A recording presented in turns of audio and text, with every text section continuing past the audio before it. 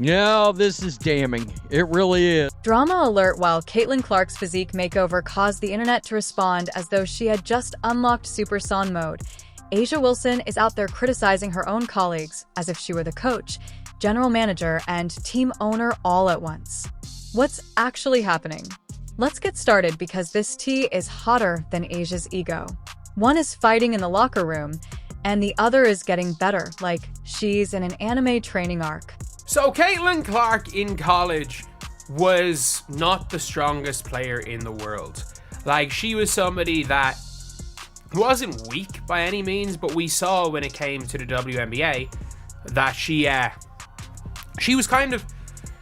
wasn't able to really assert herself physically. And in fairness, her first game matchup was a tough one because her first matchup was against. While Caitlin Clark is out there looking like she has joined the Avengers, A'ja Wilson is out there pointing fingers once more, putting her own teammates under the bus and pretending as though she had nothing to do with the Aces' failure last season. Caitlin has been working hard, and the results are becoming widely shared. Wasn't a championship locker room, Wilson said. I mean, out of the gate, going into training camp, I was like, we ain't got it. Wow. Okay. That's crazy. I always told myself, we're going to get it. We're going to check each box, but we didn't. A'ja is now out here criticizing the locker room and calling out teammates as though she wasn't on the floor when things came apart, even though the Aces suffered when it counted most last season. Yes, A'ja, it was everyone else's fault, but you're right. She was here demonstrating her respect for her teammates, and now she's placing the blame on them. Clark is carrying the WNBA, and the numbers prove it. But guess what? Some so-called experts are downplaying her impact. CBS reporters actually said she's not the one moving the sport forward. Seriously? Clark is responsible for over 20% of WNBA. In the meantime, Caitlin Clark heard the criticism loud and clear after her rookie season coach Stephanie White stated bluntly that she needed to strengthen herself. And guess what? Caitlin Clark didn't take offense, didn't point the finger at her teammates, didn't go on a podcast, and didn't throw a sympathy party. Instead, she went to the gym, put in the work, and now appears to be ready to dominate the WNBA in 2025. You know how the league plays, if nothing else. Yes, she is stronger, first and foremost. And again, she's got a lot of self-awareness. And, she figured that out, right away. Like, I need to get stronger. I can't get knocked around as much. And so she's done a great job of getting in the weight room and really focusing on her areas that she needs to focus on in terms of strength, in terms of, low center of gravity, time under tension, like all of those things. I think the next step is... According to the internet, Caitlin Clark is in the best physical condition of her life. I can't get enough of how she's changed. She looks stronger, faster, and more explosive than before. Her arms and legs are defined, and her body is created for dominance. This is how greatness appears. The finest athletes take criticism, turn it into inspiration, and return stronger than before. Caitlin is doing in response to what she hears, not just listening. Working out when something unexpected happened that freaked everyone out. You could see the surprise on the face of the woman next to him, clearly concerned by the unusual noise that erupted. But instead of panicking, he remained completely unfazed. As it turns out, he was just cracking his back, a sound that might have seemed alarming at first. He gave it another crack in a different position, proving he was totally fine. A'ja Wilson, on the other hand, is a little too busy making excuses. She has a ring, but now that things aren't going her way, she's blaming teammates. Her ability is nowhere to be seen, and if she had A'ja Wilson's attitude, Caitlin Clark would still be in the gym complaining rather than getting stronger. However, Caitlin Clark isn't built that way. She's working hard while A'ja is placing the blame. It's amusing how one person responds to criticism by leveling up, while the other player begins pointing fingers. While A'ja Wilson is out there playing the blame game, Caitlin Clark is out there giving an example of what true leadership looks like. Perhaps she should learn from Caitlin's example rather than searching for scapegoats. You all have to keep in mind is that the Las Vegas Aces do not have a GM right now.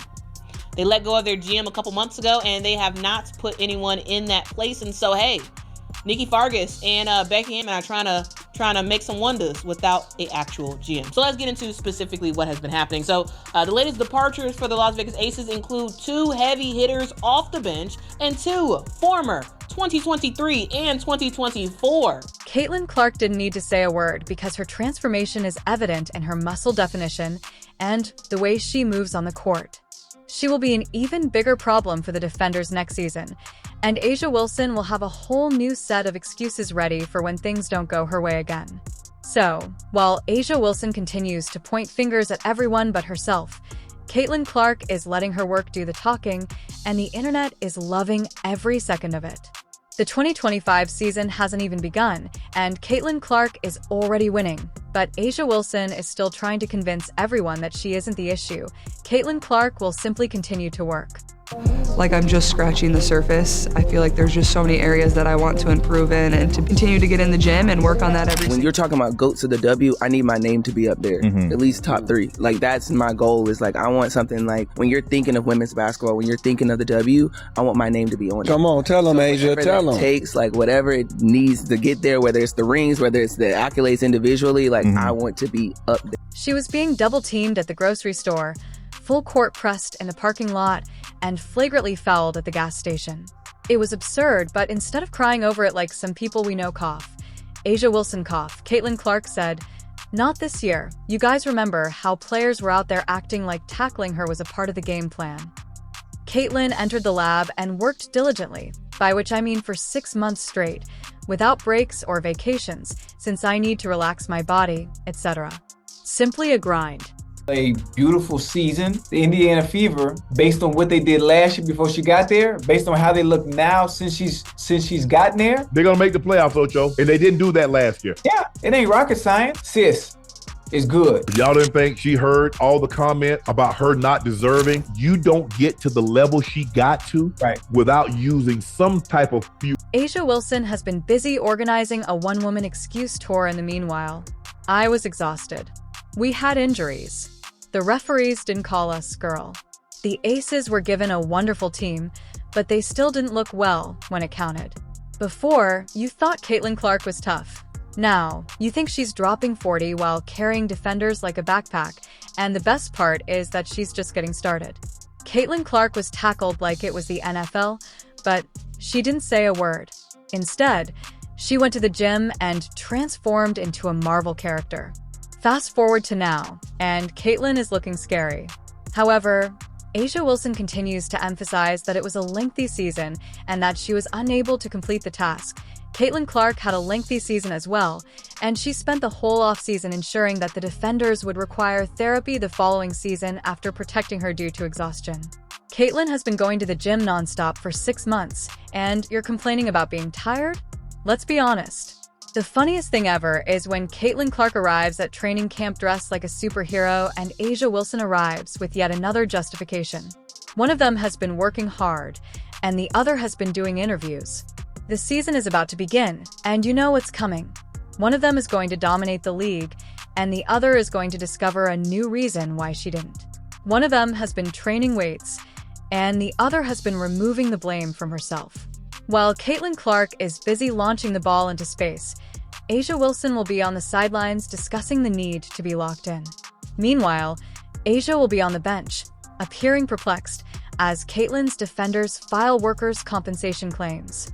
A'ja Wilson will be somewhere still blaming the referees, the schedule, the sun, the moon, and the alignment of the planets, while A'ja will be seeking sympathy, but all she's getting is a front row seat to the Clark show. The league attempted to slow her down last year, and now they'll have to deal with a version of Caitlin that appears to have been training with The Rock. Haley taught her that a winning team should, quote, look, sound, and feel a certain way. I gotta tell you, there's a lot that one could take out of that right there.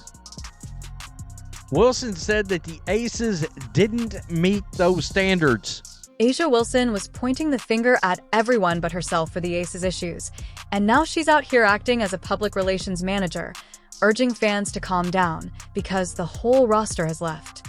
Sydney Carlson left, and the Aces fans pretended that they had just lost their entire family in a house fire. Now, Asia is in the locker room berating everyone as though it was their fault. And let's not forget about Kelsey Plum's departure. This was amazing. She leaves the Aces lands in Los Angeles. And what does she say? "I've never been treated so well." Oh, that must hurt.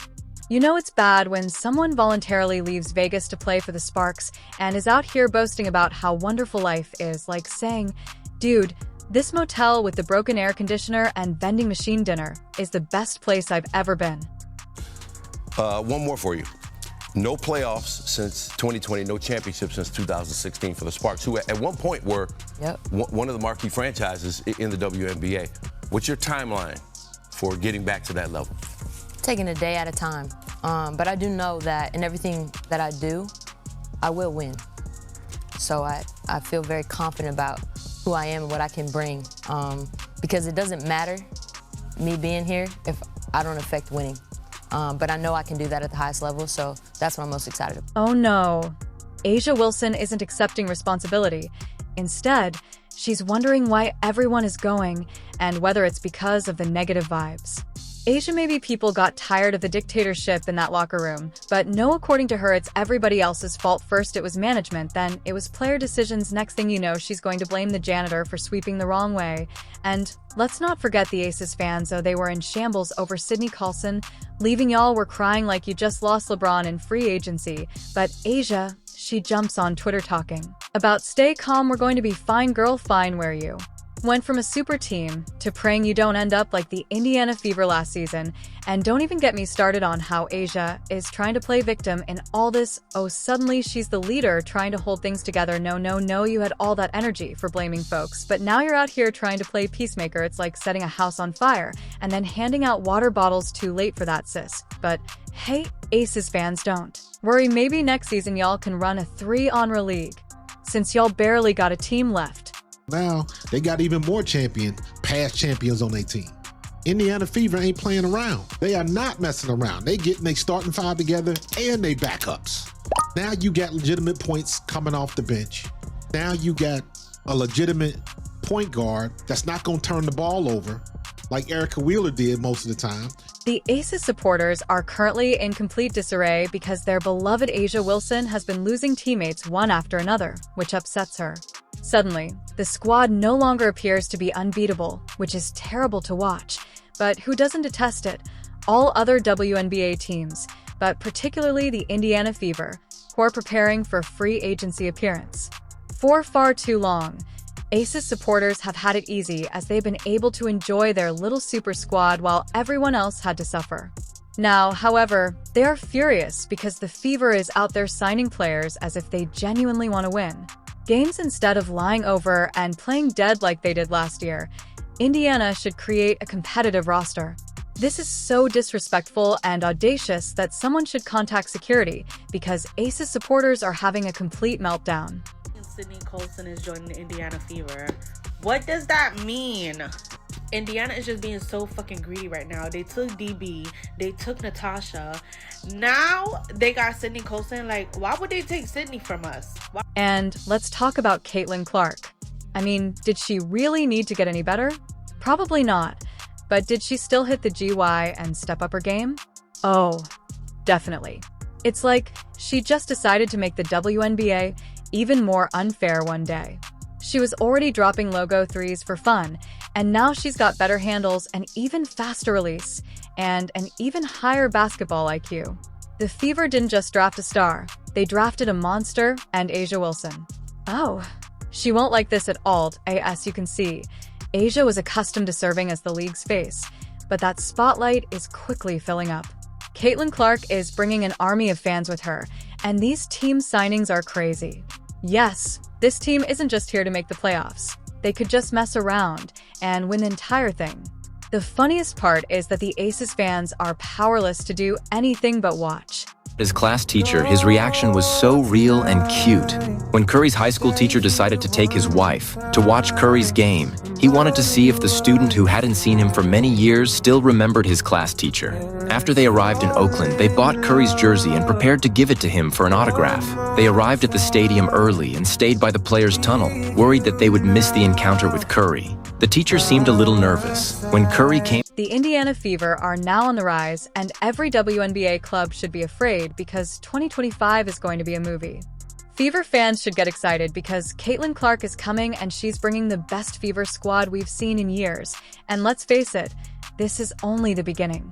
Indiana is creating something unique, and by the time they're finished, the Aces might just be another team in the way.